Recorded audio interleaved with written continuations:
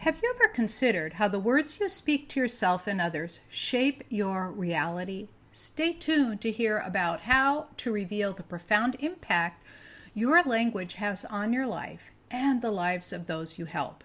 Discover how you can elevate your well-being and effectiveness as a healer simply by choosing your words wisely. You won't want to miss this transformative insight. Welcome to Physics-Powered Healing, where we bridge the gap between science and spirituality, transforming skepticism into belief. If you've ever felt misunderstood or undervalued for your healing gifts, this is the place for you. Unlike most healing podcasts out there, we believe integrating quantum physics with energy healing is essential to achieving profound and long-lasting transformation in your healing practice. Join me, Dr. Anastasia Chopelas, a physicist turned energy healing, to explore the scientific underpinnings of energy healing and make the mystical measurable. I used to be my harshest critic. Every perceived failure was met with a barrage of internal negative self-talk. I was just repeating what I'd heard from my critics from my younger years. Before I left home, I had great guilt training, feeling terrible for every little move I made, feeling like I was wrong about everything. It was hard to live with, trust me. Things began to change when I watched a video of myself doing ordinary things and wondered why I felt so wrong. I looked okay. I was just writing or drinking my tea. I was seeing myself finally through someone else's eyes and not from within myself. This was the day I decided to be nicer to myself. Not just to think more kindly about myself, but watch how I spoke to myself. It didn't go from one day to the next after 40 years of bad habits, but I caught myself getting upset for making little mistakes. For example, turning in a paper after a deadline or accidentally breaking a coffee carafe. I began speaking to myself not just more gently, but even highlighting my attributes. The more I focused on the positive, the better my health and my outlook on life got. I began to love myself, and this in turn changed the way I connected with my family and friends. Today you'll hear about the power of words and how to change your self-talk and even your speech to others. When you are asked, "How are you?" do you say, "I'm okay," "I'm good," or "not so good"? Your subconscious mind then works very hard to make this true. How about saying, "I'm excellent," "I'm great," "I'm extraordinary"? Think about what you're feeling when I'm saying to you, "You're wonderful," "You're amazing." Did you get a little feel-good hit? Words hold immense power. They're not just tools for communication, they carry energy and emotions that can significantly impact our lives. This energy can be measured through various techniques like muscle testing or using a pendulum to dowse. The energy of words is closely linked to the human scale of emotions, notably illustrated by the David Hawkins scale. The four basic emotions, fear, grief, anger, and happiness, serve as the foundation for all other emotions. Variations and combinations of these basics include fear can manifest as anxiety, grief and sorrow are closely related, anger can range from irritation to rage, and happiness includes joy and contentment. The frequency of words is based on the emotions they evoke. They can be measured if you are adept at muscle testing or dowsing. Moving from bad to good to excellent to wonderful elevates the frequency from 50 to 500 on the Hawkins scale. Likewise, moving from sad to neutral to happy to joyful to enlightened goes from about 20 to 700. And anything over 500 can often evoke spontaneous healing. So self-talk, your inner dialogue, matters. The importance of words is further highlighted by experiments with water.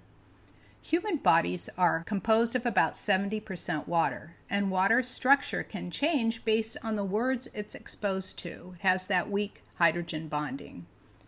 For example, labeling a water bottle with love results in beautiful, organized crystallization, whereas negative words, like hate or ugly, produce chaotic patterns.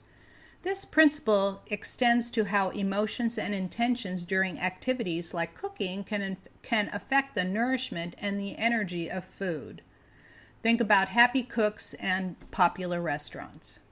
Your subconscious mind, which manages the autonomic functions of your body, operates symbolically. Your subconscious mind receives and sends responses through images and symbols.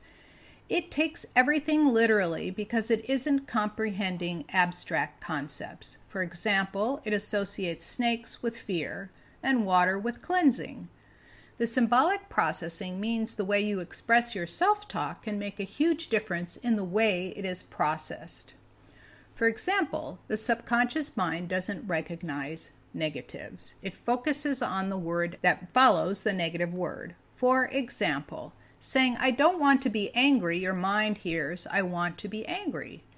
Using positive statements is crucial. Instead of "I don't want to be angry," say, "I want to be happy, ecstatic, or joyful." By saying this to yourself, you instantly elevate your vibe, your health, and your well-being. A great body of research on positive thinking has shown it rewires the brain. The human brain has evolved to constantly reorganize its synaptic connections in accordance with new incoming information. Thoughts are just as powerful as real events. This is why you salivate if someone just says, "Think of lemons." Ooh, my mouth is watering now too.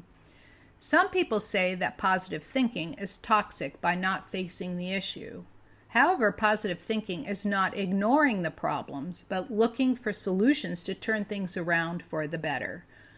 Your energy hormones like dopamine, serotonin, and endorphins increase, giving you the energy to pursue the solution. High vibe words are important for this reason. So here are some practical steps to change your language. When I was in graduate school, we had to pass a series of qualifying exams before we were advanced to candidacy. I used to say to myself and anyone in earshot, when I passed the test, when a big test was approaching, while everybody else was saying, if I pass the test. I was certain I was going to pass. Some people thought I sounded arrogant. Maybe that's why they were saying it that way. They thought they would sound arrogant. But I did not say it with any more emotion than saying, "My pants are black." Reframing how you speak about your goals and achievements will change your confidence and bring success to you more easily. Aside from replacing if with when, which moves from uncertainty to certainty, you can also change the way you question things. Most people ask, "How do I do this?" "I don't know how. How do I do this?" when they don't know something. Avoid using the word how, which implies uncertainty. A better question to ask yourself is, what would it take to do this? There are other simple phrases that can change your future path. Avoid using phrases such as, "I'm not doing that anymore." Your subconscious hears, "I'm doing that." A positive way to avoid that behavior is to say instead, "Oh, that's in my past. That's in my rearview mirror," to move you forward into empowerment. Affirmations work for the same reason. They are stated in the positive, the present tense, and need to be believable to the conscious mind for it to slip by the conscious mind into the subconscious to take effect. Now that you have a few clues of language patterns that can hurt or help, a good idea is to help you change the language patterns is to write down every time you say something that's low vibe, or to make note of it. The impact of language in healing sessions, for example, whenever I work with a client, I ask them how they're doing. If they say good, I say, "How can we get that to excellent?" They laugh, and I say, "It isn't a joke." Then we go through a couple of positive statements to counteract whatever negative statement they start with. I even tell them to say, "I am awesome," right? The same things that I mentioned above for speaking to yourself, you can use when you hear your clients, your family, or friends say things. "If I get better," "if I succeed," "if I pass the test," becomes "when I get better," "when I succeed," and "when I pass the test." When you hear others say the downbeat statements, you can encourage them to change to the upbeat. Words can also help you manifest your dreams. You can use upbeat and high vibe words to help you create a better future. Write down everything you want to happen in the next year in the present tense as if it's already happened. You can create it using the kind of language I just talked about in this broadcast. For example, when I created my certification program, I wrote everything down, what was in each module, how it would run, how I would advertise it, and I wanted 20 people to enroll, and I got 19 in 3 weeks. You can do this too. To continue on the positive language journey for manifestation, you can join the Quantum Prosperity Activation Program for a very small investment at healersu.com/QPA. After you've enjoyed this episode, take a moment to subscribe, share this podcast with fellow healers, and leave a review. Your feedback helps reach more people and spread the healing power of positive words. Remember, your words have the power to elevate or defeat. You get to choose. In the next episode, I'll be diving into the world of energy protection and how to shield yourself from negative influences. You don't want to miss these essential tips to maintain your energetic well-being. Thank you for tuning in to Physics Powered Healing. You'll find resources and show notes on our website at physicspoweredhealing.com. Until next time, I'm Dr. Anastasia Chopelas, sending you golden healing light and success vibes on your journey to becoming a powerful, confident healer or empath. Remember, your healing gifts are so needed in this world.